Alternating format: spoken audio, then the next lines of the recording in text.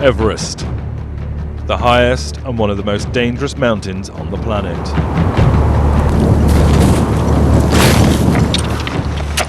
Onto her deadly slopes stepped 5 British Army soldiers, wounded on the battlefields of Afghanistan and Iraq. It's a dangerous place. I don't think there's been a season gone by on Everest where there's not been a death. With Arctic temperatures, hurricane-force winds and deadly avalanches, it's considered by many to be the ultimate challenge. Having only the ability to use one hand and not both, and with various ropes, it just absolutely knackers you out. All supported by Walking with the Wounded's royal patron, Prince Harry. I think to give yourself a challenge on such a magnitude as climbing Everest is remarkable. Hopefully what these guys are proving is no matter what your injury, no matter whether you're military or civilian, you can overcome injury. This is their story.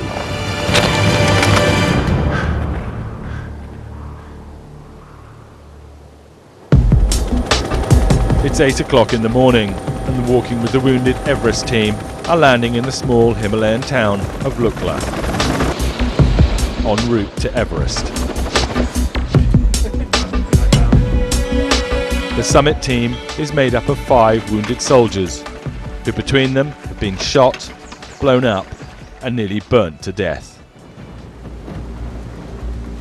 Private Jacco van Gass was hit by a rocket-propelled grenade that severed his left arm. This is going to be the toughest challenge I've ever set myself, and I'm looking forward to it. Private Carl Heinert suffered extensive burns in a petrol bomb attack. You think mountain, you think Everest. I am really nervous, if I'm completely honest. Captain David Wiseman was shot in the chest, damaging nerves, arteries and muscles. Steep old steps. Yes, climbing Everest is dangerous. Yes, going to Afghanistan is dangerous. But for me personally, climbing Mount Everest is part of my recovery as well. Dr. Francis Atkinson's right arm was hit by a bullet, severing the nerves to his hand. As an injured soldier, you do feel that there is a bit of responsibility in you to inspire and demonstrate to other people that you can achieve a lot even though you are injured. Captain Martin Hewitt was shot through the chest, paralysing his right arm instantly.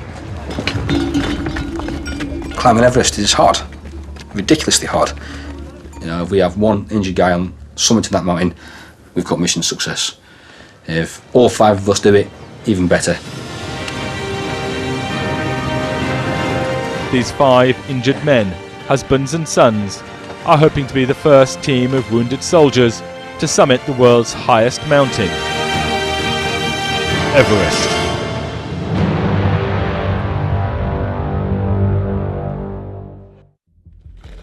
As they set off to start their first climb up the mountain, it's 1 o'clock in the morning and minus 10 degrees.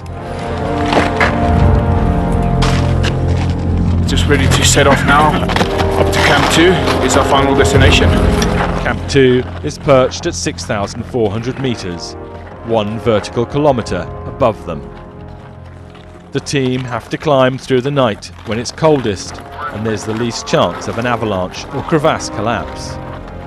As they head off across the glacier, it's easy going to start with. So far so good, mate. But soon the hard work begins. It's really hard. I'm really feeling it. We set off at a really fast pace. It's not just David who's finding it hard going. Martin's paralysed arm is slowing him down. As long as we get to Camp 2 before the avalanches start falling, I'll be happy. Crossing a ladder, spanning a seemingly bottomless crevasse with only one arm, takes nerves of steel. It is terrifying. It's like walking on a living being, really. It's constantly moving, it's constantly changing. And at every corner, every aspect of it, there is some form of danger. They start to spread out. Jacko and Francis taking the lead. Carl and David slipping behind.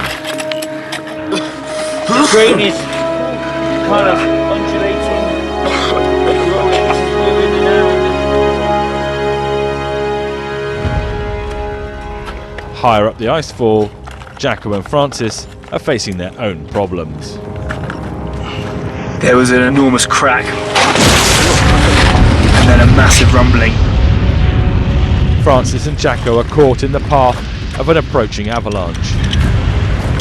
I sprinted as fast as I can behind a massive ice boulder, and then from there on just waiting for the impact.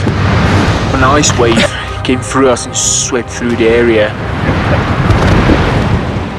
Let's get out of here. As the avalanche passes, the team get a move on, reaching the top of the icefall at dawn.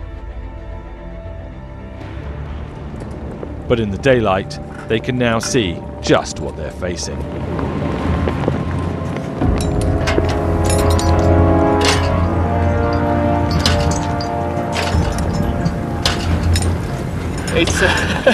It's a bit mad.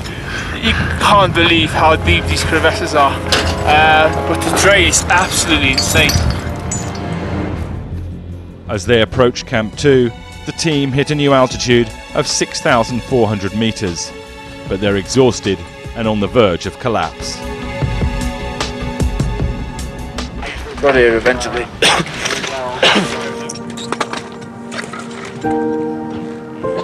But a few of the guys, just as soon as they got here, just through sheer exhaustion, just start sobbing, and that's no slight on them. It's just most people, I don't think, will ever push their bodies as hard as we've pushed our bodies today. It was really tough, really tough. After an exhausting day, the team get a well-deserved rest at Camp 2.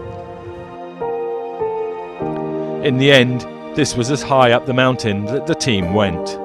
Shortly after climbing to Camp 2, their attempt was called off by expedition leader Russell Bryce. In one of the worst seasons on record, Everest claimed the lives of 11 people. Without a shadow of a doubt, life-changing experience. Now, I've realised potential that I didn't know that I had.